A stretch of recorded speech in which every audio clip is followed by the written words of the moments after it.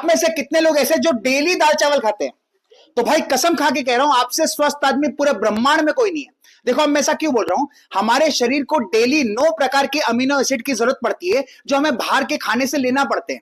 और दाल में 8 प्रकार के अमीनो एसिड पाए जाते हैं, लेकिन इसमें मैथाइनिन नाम का अमीनो एसिड बहुत कम पाया जाता है। लेकिन मजे की बात सुनो, यही मैथाइनिन चावल में भरपूर पाया जाता है। इसका मतलब ये दाल और चावल को जब हम मिला के खाते हैं तो हमारे शरीर को 9 प्रकार के अमीनो एसिड की पूर्ति हो जाती है, और ये मिलकर बनाते हैं कंप्लीट प्रोटीन। और ये हमारे शरीर की मरम्मत और मसल्स के लिए सर्वश्रेष्ठ माना जाता है। इसलिए कुछ खाओ नहीं खाओ, दाल चावल डेली खाया करो।